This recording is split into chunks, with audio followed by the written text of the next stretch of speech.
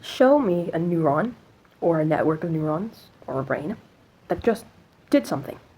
And show me that it did that completely free of its history.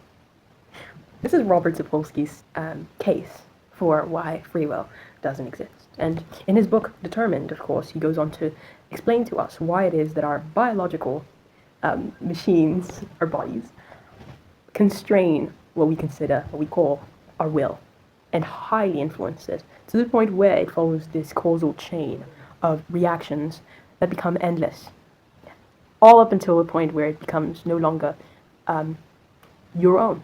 It becomes outside of you. And this is one of the most fascinating topics, determinism. And a lot of people don't want to talk about it because they believe that it is, of course, a bit depressing. They believe, like, for as long as you believe that there is no free will, you convince yourself that you can't do certain things, and you influence your will to even will your own demise, or laziness, or not wanting to do exactly what it is that you want to do for your future because you believe that you can't do it and that you're determined or set up for failure. And I think that's the worst argument that people make about free will. They say, like, about the determinism, they say, like, if determinism is true, then by definition certain people's fate are sealed.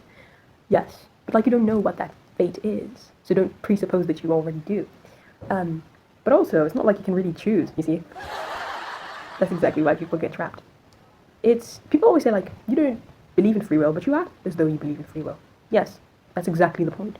The point is nobody really knows that there is no free will. Nobody really, like, is aware. Even when you do believe in determinism, you still behave in ways, of course, that are considered, like, sort of influenced by the belief of free will. For instance, we look at the judicial systems, and Robert Sapolsky, of course, argues constantly against the judicial systems and the way that we treat criminals.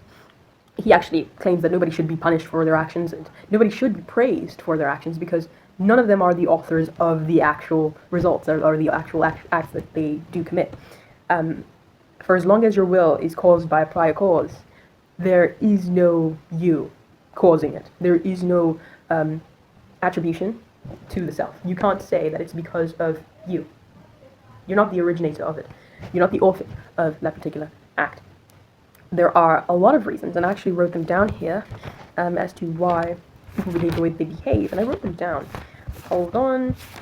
Oh, I have to read his book, Behave. I'm already reading Determined by Robert Sapolsky, and I recommend a lot of you to go and read that book. It's fascinating, but if you're easily depressed by the fact that we don't have free will, then, like, don't do it. Don't do it, or else you become nihilistic. But okay, here it is. So it says, all behavior is causally determined by your genes, your upbringing, hormones, environment. It all plays a role you don't choose. The illusion of free will is rooted in our ignorance of all the hidden causes behind our choices.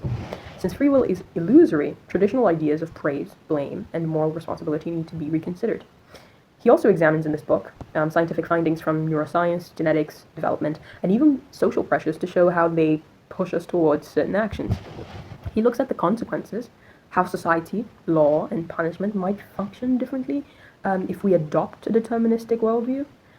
He doesn't deny life matters. Instead, he tries to show we can still but find meaning fully with compassion once we let go of harsh judgments. And yeah, this is the harshest part of the book, when he starts, of course, insinuating that even judicial systems have got to adopt this worldview, because a lot of people like saying, like, I like saying, at least for myself, this is the only reason why I kind of disagree with certain aspects of this book, of course. He says something along the lines of, like, yeah, nobody should be punished, nobody should be praised, but, like, we have to consider here that the people doing the praising and the people doing the punishments are not really choosing for that to be their will, right? Like, when a person gets mad at a person for killing their sister, they don't really get mad. They don't really choose to will that they also get punished for it. So whose will are we going to respect over the other, you see?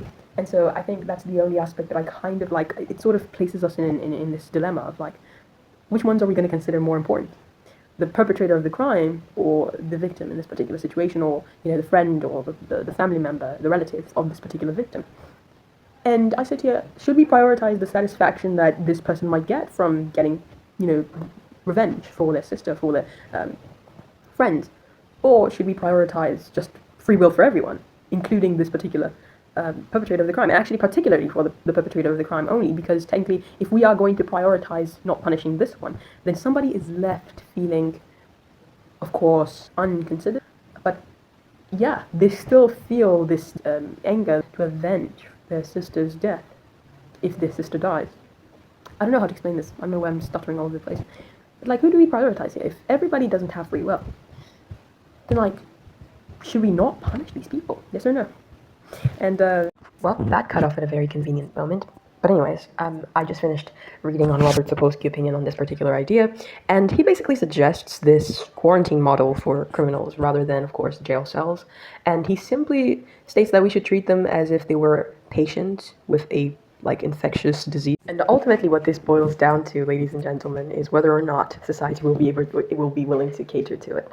I'm not sure which one we're going to prioritize. Are we going to prioritize the emotions that were unwilled by the victims, or the unwilled emotions of a perpetrator of a crime? I am not. I'm so divided on this particular topic, and so you guys let me know what you guys think down in the comments. Yeah, if we don't have free will, who do we prioritize?